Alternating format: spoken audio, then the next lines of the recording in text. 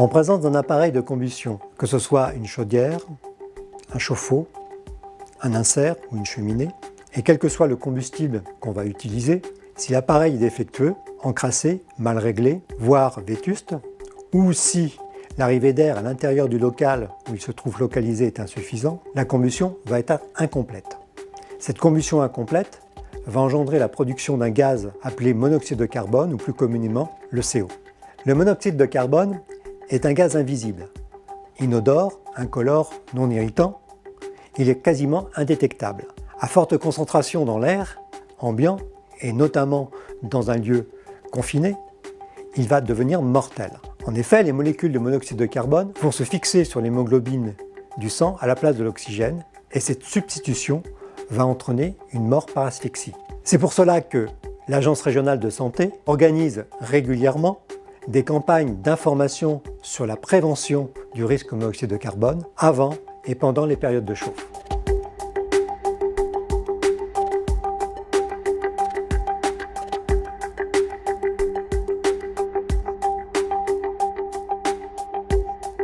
Donc on intervient tous les ans sur les chaudières, comme l'oblige la législation en cours.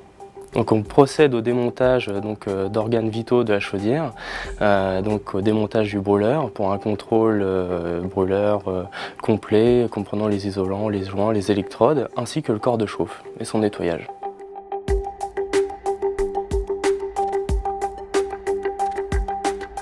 La maîtrise du risque d'intoxication au monoxyde de carbone passe prioritairement par le respect de la réglementation.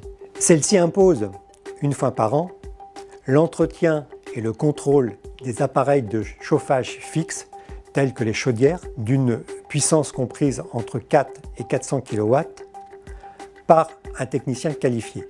On procède donc à chaque entretien aux sécurités gaz et d'autres sécurités sur la chaudière.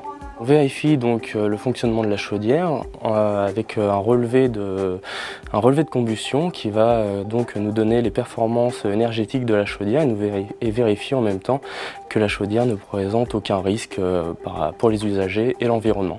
On vérifie en plus de la chaudière les conduits de fumée, on contrôle leur état, l'étanchéité des conduits de fumée de la chaudière jusqu'à leurs terminaux dehors.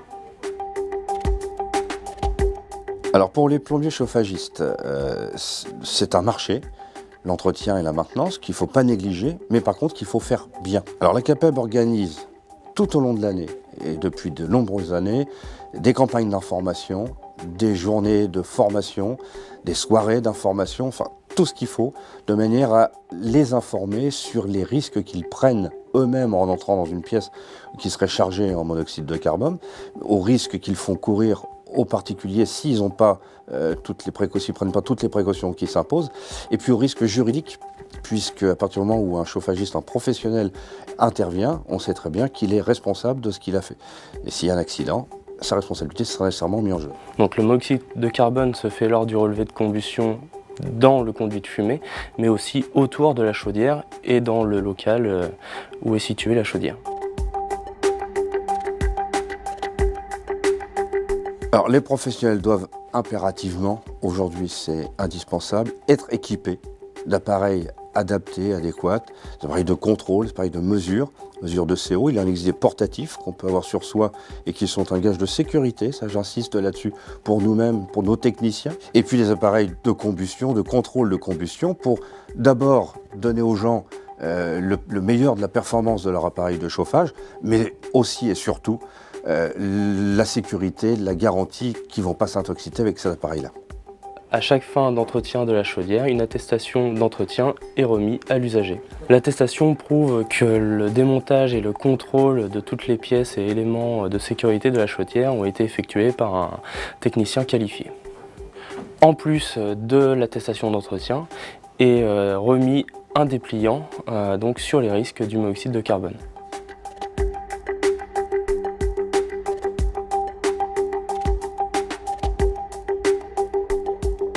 Les professionnels, tels que les plombiers chauffagistes, sont des acteurs techniques indispensables à l'application de la réglementation. Par ailleurs, ils sont aussi des partenaires incontournables dans le dispositif de prévention, puisqu'ils vont être en contact direct avec les particuliers Et à ce titre, ils vont pouvoir transmettre les bons messages au bon moment.